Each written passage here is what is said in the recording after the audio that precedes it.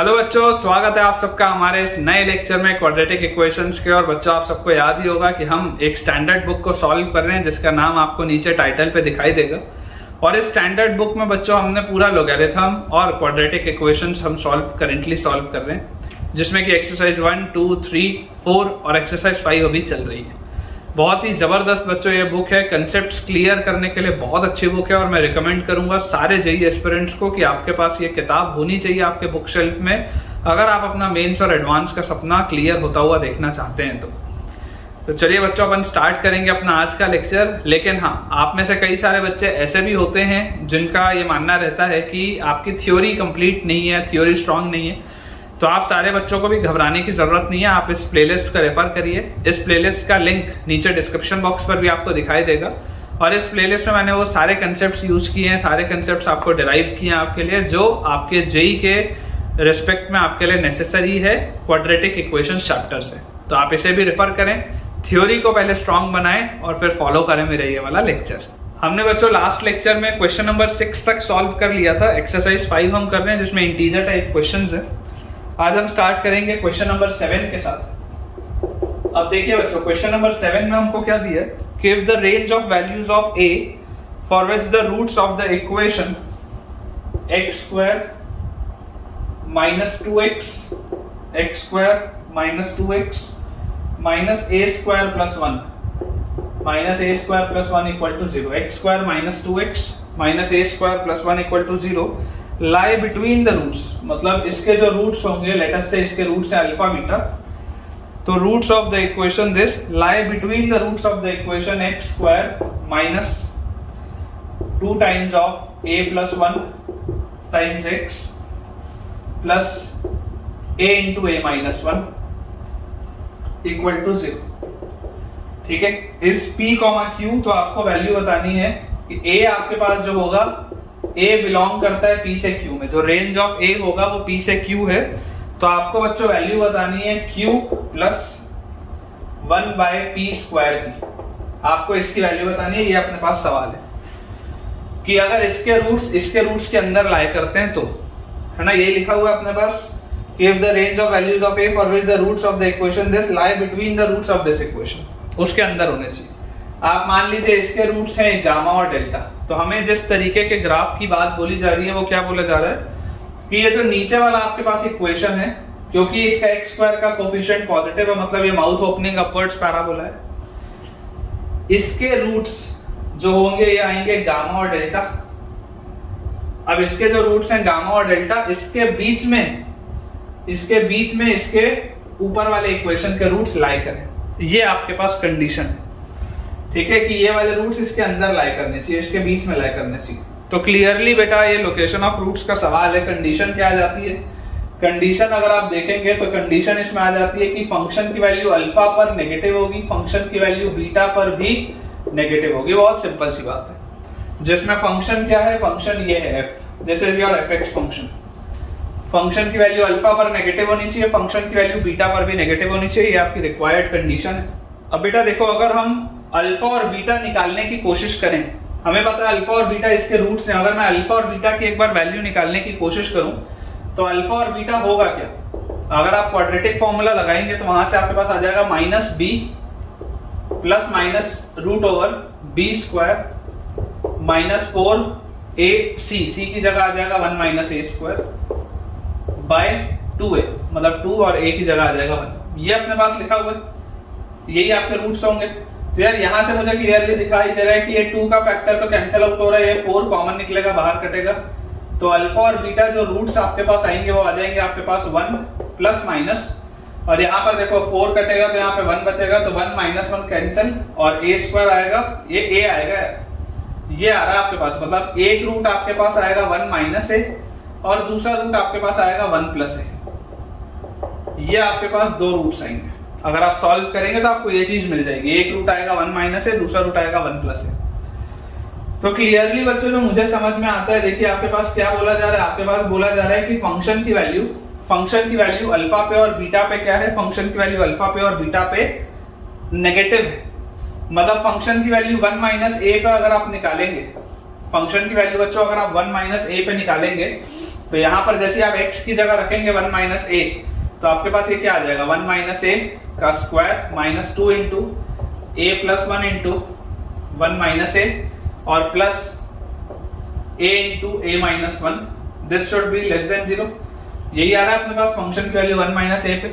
तो यहां से देखिए इसको आप एक्सपैंड करेंगे तो 1 प्लस ए स्क्वायर माइनस 2 ए, फिर यहाँ पे माइनस 2 इंटू 1 प्लस ए और 1 minus A is 1 minus A square और plus A square minus A, this is less than 0। तो हमारे पास यहां से देखिए क्या आ जाता है बच्चों, अगर अपन ध्यान से देखें तो ए स्क्वायर और ए स्क्वायर 2a स्क्वायर और प्लस 2a स्क्वायर, तो ये आ जाता है 4a स्क्वायर सबसे पहले, फिर माइनस 2a और माइनस ए, तो ये अपने पास आ जाता है माइनस 3a, और उसके बाद जब हम कांस्टेंट टर्म देखेंगे तो कांस्टेंट टर्म में आ जाता है 1 और माइनस 2, तो माइनस 1, ठीक है, दिस इज लेस देन 0। ये अपने पास चीज आती है, ठीक है। इसे अगर मैं फैक्टराइज करूं तो मैं इसको लिख सकता हूं 4a square minus 4a plus a minus 1, this is less than 0।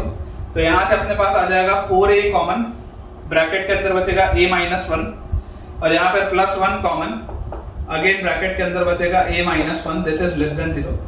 Number line पर अगर मैं बनाऊं तो मेरे पास यहां से आ जाएंगे रूट्स माइनस 1/4 और 1, पॉजिटिव नेगेटिव पॉजिटिव। तो ये वाले हिस्से से मेरे पास बच्चों जो आंसर आता हुआ मुझे दिखाई देता है, ये वाले हिस्से से मेरे पास आंसर आ जाएगा a बिलोंग्स टू, क्योंकि लेस देन 0 है तो ओपन ब्रैकेट माइनस 1/4 से 1, ये आता है आंसर इस हिस्से से। अब इसके अलावा मुझे एक चीज और पता है कि फंक्शन की वैल्यू 1 प्लस ए पर भी नेगेटिव होनी चाहिए। 1 माइनस ए पर तो हमने कर ली, फंक्शन की वैल्यू 1 प्लस ए पर भी नेगेटिव होनी चाहिए। तो अगर हम इसको सॉल्व करें यहाँ पे कि फंक्शन की वैल्यू बताइए 1 प्लस ए पर क्या होगी, तो 1 प्लस ए पर आपके पास देखिए फंक्शन की बच्चों यहाँ से वैल्यू अगर आप निकालेंगे तो 1 प्लस ए का स्क्वायर डायरेक्टली ओपन अप करके लिख रहा हूँ 1 प्लस ए का होल स्क्वायर और यहाँ पर माइनस 2 टाइम्स 1 प्लस ए का होल स्क्वायर, तो ये आएगा माइनस टाइम्स 1 प्लस ए का होल स्क्वायर और plus A square minus A, this should be less than 0। तो ये आ गया minus 1 minus A square minus 2a plus A square minus A, this is less than 0, plus A square minus A square cancel out हो गया। तो यहाँ से अपने पास आ गया minus 1 minus 3a is less than 0, या 3a plus 1 is greater than 0, या a is greater than minus 1/3। तो यहाँ से अपने पास आंसर आता है a ग्रेटर देन माइनस 1/3, यहाँ से अपने पास आंसर आता है माइनस 1/4 से 1। अगर आप बच्चों नंबर लाइन पर इसको देखेंगे, मैं यहाँ पर नंबर लाइन बनाता हूँ, क्रिटिकल पॉइंट्स देखिए, ये माइनस 1/3 मतलब माइनस 0.33, ये है माइनस 0.25, तो माइनस 1/3 यहाँ होगा, माइनस 1/4 यहाँ होगा, ठीक है, और उसके बाद यहाँ पर होगा 1। ये बोलता है माइनस 1/3 से आप बढ़ा लीजिए, ये बोलता है माइनस 1/4 से 1 के बीच में आप लीजिए, तो क्लियरली जो कॉमन आंसर आ रहा है वो यही आ रहा है, ठीक है। तो मेरा फाइनल आंसर भी यही, माइनस 1/4 से 1 ही मेरा फाइनल आंसर भी है। अब मुझे बोला जा रहा था कि फाइनल आंसर है P से Q, मतलब clearly this is P and this is Q, बहुत साधारण सी बात है।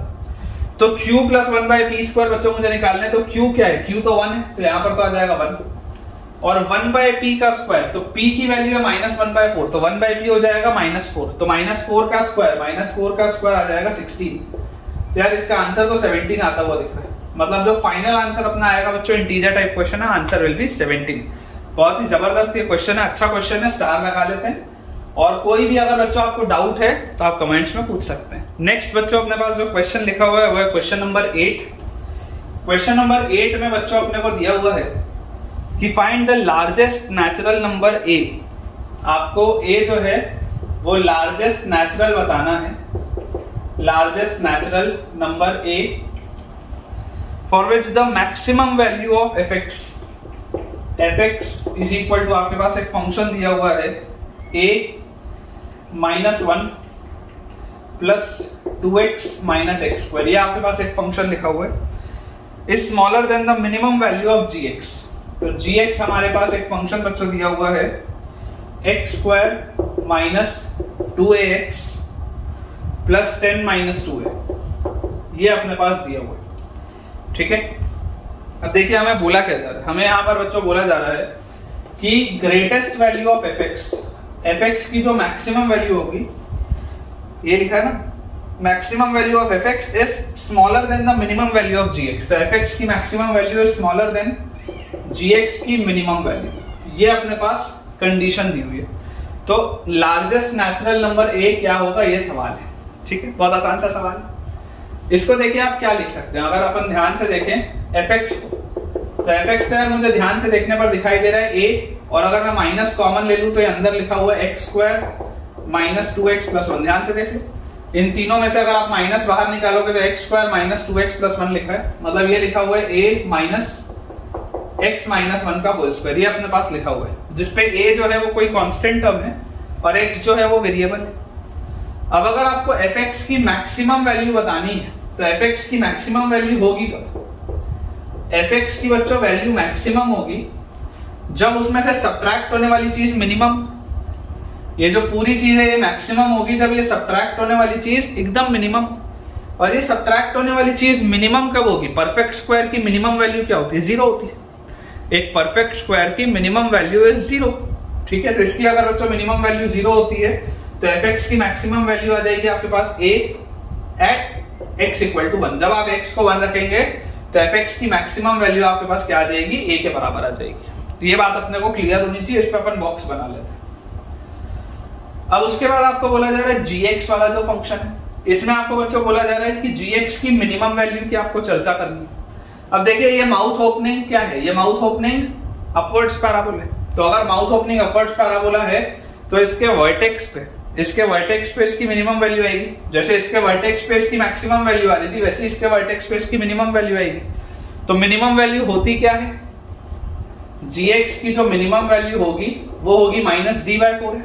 माइनस d/4 है बोलते, तो माइनस d मतलब 4ac minus b square by 4 है। तो इसको मैं लिखता हूं 4a की जगह कुछ नहीं है, c की जगह 10 माइनस 2 है, 4ac माइनस b स्क्वायर मतलब हमारे पास आ जाएगा 4a स्क्वायर। ठीक है, 4ac minus b square upon 4a। a क्या है? a की जगह 1, ये अपने पास आएगा। देख लीजिए, आप याद करिए, ऐसा होता था ना 4ac minus b square upon 4a, ये होता था, जहां पर कैपिटल A है x स्क्वायर का कोफिशिएंट, कैपिटल B है x का कोफिशिएंट, कैपिटल C है ये constant term which is 10 minus 2 है। 4 क्लियरली मुझे कैंसिल आउट होता हुआ दिखाई दे रहा है, तो ये मेरे पास लिखा हुआ है, क्या लिखा है? 10 minus 2a minus a square, ये अपने पास लिखा है। अब इसकी आपको मिनिमम वैल्यू बतानी है। ये gx मिनिमम है, this is the minimum value of gx। तो मेरे पास कंडीशन क्या है? मेरे पास कंडीशन है कि fx की maximum value is less then gx की मिनिमम वैल्यू। तो fx मैक्सिमम क्या था? a, this should be less than gx minimum क्या है? 10 minus 2a minus a square. तो यहां से अगर हम इसको सॉल्व करें, सबको इस साइड ले आए, तो a स्क्वायर और प्लस 2a और a, तो plus 3a minus 10, this is less than 0। ये अपने पास आ जाएगी चीज, ये पूरी चीज उठा के यहां ले आए। तो यहां से आप इसको लिख सकते हैं a square plus 5a minus 2a और minus 10, this is less than 0। a common लूंगा, a प्लस 5, माइनस 2 कॉमन लूंगा तो a plus 5, this is less than 0। Number line बनाएंगे, यहां पर लिखेंगे माइनस 5, यहां पर लिखेंगे 2, this is positive, negative, positive. तो a बिलोंग्स टू मेरे पास क्या आ जाएगा? माइनस 5 से 2। ठीक है, तो आपको बोला जा रहा है लार्जेस्ट नेचुरल a, अगर a की वैल्यू माइनस 5 से 2 के बीच में ही होनी चाहिए, तो जो लार्जेस्ट नेचुरल नंबर a होगा वो क्या होगा? आंसर आपके पास आ जाएगा a will be equal to 1। यही है लार्जेस्ट नेचुरल नंबर। ठीक है, चेक कर लेते हैं। तो बिल्कुल बच्चों सही अपना आंसर आया है। आई होप आपको ये चीज समझ में आई हो। अब इसके बाद बच्चों अगला सवाल अपने पास लिखा हुआ है क्वेश्चन नंबर 9 अपने पास देखिए क्वेश्चन लिखा है कि find the sum of all the integral values of a। Find the sum of all the integral values of a in close bracket 1 से 100। क्लोज ब्रैकेट 1 से 100 में आपको इंटीग्रल वैल्यूज जो भी आएंगी उसका सम बताना है, for which the equation x square minus a minus 5 times x square minus a minus 5 times x plus a minus 15/4 equal to 0 has at least one root greater than 0। Has at least one root greater than 0। आपको a का range बताना है, आपको a का range बताना है such that at least one root is positive, greater than 0 मतलब at least one root is positive. ये अपने पास सवाल है। अब देखिए बच्चों, आप इस बात को समझिए कि आपके पास ये जो इक्वेशन है क्लियरली एक्स स्क्वायर का कोफिशिएंट पॉजिटिव है, मतलब ये एक माउथ ओपनिंग अपवर्ड्स पैराबोला है। अब इसमें अलग अलग केसेस बनेंगे, क्योंकि ये एटलीस्ट लिखा है तो अलग अलग केसेस आपको बनाने पड़ेंगे। आपको बोल रहा है sir that this has at least one root positive, तो केस 1 अपन लेते हैं। केस 1 अपन लेते हैं when both the roots are positive, when both roots are positive, when both roots are positive. जब दोनों ही रूट्स पॉजिटिव हो तब क्या होगा? तो जब दोनों रूट्स पॉजिटिव होंगे तो आपके पास कुछ ऐसा सिनेरियो होना चाहिए, when both the roots are positive, कुछ ऐसा मेरे पास सिनेरियो होना चाहिए, वाई एक्सिस के इधर होना चाहिए पूरा ग्राफ। तो इसमें देखिए कंडीशंस क्या होती हैं। डिस्क्रिमिनेंट जो आपके पास आएगा, discriminant greater than equal to 0 होगा सबसे पहली बात। वर्टेक्स का जो एक्स कोऑर्डिनेट होगा ये पॉजिटिव होगा, दूसरी बात। और फंक्शन की वैल्यू 0 पर आपके पास आएगी पॉजिटिव, तीसरी बात। ये 3 चीजें इसमें होती हैं। लोकेशन ऑफ रूट्स का क्लासिक क्वेश्चन। अब अगर मैं इसका डिस्क्रिमिनेंट निकालूं तो देखिए बच्चों, डिस्क्रिमिनेंट क्या आएगा? डिस्क्रिमिनेंट इसका आएगा बी स्क्वायर, मतलब कि a माइनस 5 का whole square b square minus 4 ac। a तो वहां 1 है, c की जगह आ जाएगा आपके पास a minus 15/4 b square minus 4ac। This should be greater than equal to 0। तो यहां से देखिए 4 को अगर मैं बैलेंस करूं तो ये आपके पास लिखा हुआ है a square minus 10a plus 25, a square minus 10a plus 25 और माइनस 4a और प्लस 60, माइनस 4a प्लस 60। ठीक है, नहीं प्लस 60 नहीं आएगा, प्लस 15 आएगा, क्योंकि 4 से 4 जाएगा तो plus 15। This should be greater than equal to 0। तो यहां से अपने पास आता है a square minus 14a plus 40, a square minus 14a plus 40 greater than equal to 0। Clearly मुझे दिखाई दे रहा है फैक्टराइज होगा a माइनस 10 और a माइनस 4 में। This should be greater than equal to 0। Number line बनाएंगे, प्लॉट करेंगे 4 10 पॉजिटिव नेगेटिव पॉजिटिव। तो आपके पास यहां से आ जाएगा a belongs to minus infinity से 4 क्लोज्ड यूनियन 10 क्लोज्ड से इंफिनिटी। यहां से आपके पास ये आंसर आएगा। इसको एक बॉक्स बना के फिलहाल के लिए छोड़ देते हैं। अब इसके बाद आपको बोला जा रहा है कि वर्टेक्स का एक्स कोऑर्डिनेट पॉजिटिव होना चाहिए। वर्टेक्स का एक्स कोऑर्डिनेट क्या है? माइनस b/2 है, मतलब कि a minus 5/2। This should B positive. Vertex का एक्स कोऑर्डिनेट, ये पहली वाली चीज अपन ने बनाई थी, फर्स्ट चीज थी ये अपन ने सेकंड वाली चीज देखी। वर्टेक्स का एक्स कोऑर्डिनेट आपको बोला जा रहा है पॉजिटिव होना चाहिए, मतलब माइनस b/2 है पॉजिटिव। तो यहां से आपके पास आ जाएगा a should be greater then 5। ये आ गया अपने पास दूसरा आंसर। और थर्ड हमारे पास है फंक्शन की वैल्यू 0 पर पॉजिटिव होनी चाहिए। तो फंक्शन की वैल्यू 0 पर क्या आएगी? ये खत्म, ये आपके पास आएगा a minus 15/4। This should B positive, मतलब कि a should be greater then 15/4। अब वो कौन सा आंसर है जो इन तीनों को सेटिस्फाई कर रहा है, आपको ये देखना है। तो आप देखिए यहां से, ये बोलता है 5 से बड़ा लो, ये बोलता है 15/4 से बड़ा लो। तो 5 से बड़े वाले में तो ये वाला खुश हो जाएगा, दोनों में इसमें तो यही आएगा।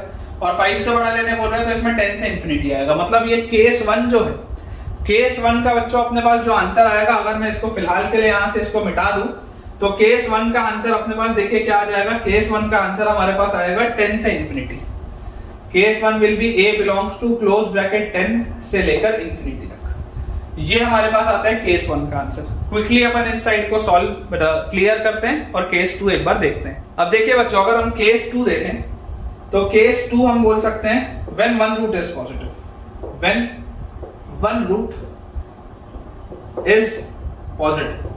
अब जब एक रूट पॉजिटिव होगा तो देखिए ये माउथ ओपनिंग अपवर्ड्स पैराबोला है, एक रूट पॉजिटिव मतलब क्लियरली एक रूट नेगेटिव होगा।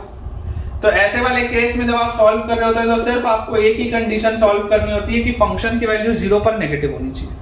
सिर्फ यही आपको केस चेक करना है और तो कुछ भी चेक नहीं करना, क्योंकि ये वाले केस में डिस्क्रिमिनेंट चेक किया नहीं जाता, वर्टेक्स का एक्स कोऑर्डिनेट हम चेक करते नहीं है। तो अगर फंक्शन की वैल्यू 0 पर नेगेटिव होनी चाहिए तो फंक्शन की वैल्यू 0 पर क्या आएगी? a minus 15/4। This should B negative, तो आपके पास आ जाएगा a should be less than 15/4। ठीक है, ये अपने पास आंसर आ गया। अब ये दोनों आंसर्स को हमको जोड़ना पड़ेगा। और आपको देखो ये यहाँ पर क्या बोला जा रहा था कि a कहां से कहां था, इस वैल्यू सेट में आपको देखना 1 से 100 में। 15/4 से छोटा अगर आपको बोला जाए तो पॉसिबल वैल्यूज आपके पास एक ही क्या आ रही है। 15/4 क्या होता है? 15/4 होता है 3 पॉइंट समथिंग, 4 से तो छोटा होता है क्योंकि 16/4 4 होता है, तो ये 3 पॉइंट समथिंग आएगा। मेरे ख्याल से 3.75 होना चाहिए शायद। अब अगर ये 3 पॉइंट समथिंग आएगा तो यहां से आपके पास पॉसिबल वैल्यूज एक ही क्या हुई, 1 2 3, ये 3 वैल्यूज तो आ गई, क्योंकि 1 से 100 में आपको लेना है। तो यहां से आपके पास क्या आएगा, this gives you a belongs to -∞ से 15/4। तो आपके पास पॉसिबल वैल्यूज एक ही क्या आई, 1 2 3, और उसके बाद आपके पास क्या आया 10 और उससे बड़ा, तो 10 और उससे बड़े में 10 11 12 एंड सो ऑन टिल 100। यहां तक आप सारी वैल्यूज लेंगे, ठीक है। तो अब हमें एक बात पता है, हमें क्या पता है कि 1 से 100 तक का सम क्या होता है, 50-50 पढ़ के आए हम, बेसिक है। सीक्वेंस एंड सीरीज में अरिथमेटिक प्रोग्रेशन में आप चाहो तो इसको भी देखो, अरिथमेटिक प्रोग्रेशन से आप कर सकते हो, कोई दिक्कत नहीं। लेकिन मुझे एक पता है बहुत सिंपल सी बात कि 1 से 100 तक का सम क्या होता है, 50-50। तो आप इसको लिख सकते हैं 50-50 माइनस क्या क्या, इसमें से मैंने नंबर हटा दिया, 4 5 6 7 8 9, ये सारे नंबर्स मैंने माइनस कर दिए। 1 से 100 में सिर्फ ये नंबर्स नहीं है, बाकी तो सब है, और आपको क्या करना है, इन्हीं सब का सम बताना है। तो यहां से देखिए आप 4 और 5 9 9 और 6 15 15 और 7 22 22 और 8 22 और 8 आपके पास आ जाएगा 30 और 9 39। तो 50-50 माइनस 39 जब आप करेंगे तो आपका आंसर आ जाएगा 50-11, ये आंसर आएगा आपका, ठीक है। चेक एक बार कर लेते हैं बच्चों इसको कि आंसर हमारा सही है भी या नहीं। क्वेश्चन नंबर 9 का 5011 इज द राइट आंसर।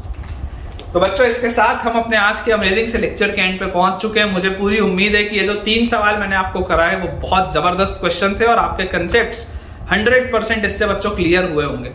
तो अगर आपको आज का लेक्चर पसंद आया हो तो जल्दी से इस वीडियो को लाइक करें, चैनल को सब्सक्राइब करें और सारे जेईई एस्पिरेंट से इस वीडियो को और इस चैनल को रेफर करें ताकि उन सबकी पढ़ाई बहुत बढ़िया तरीके से हो पाए। Thank you.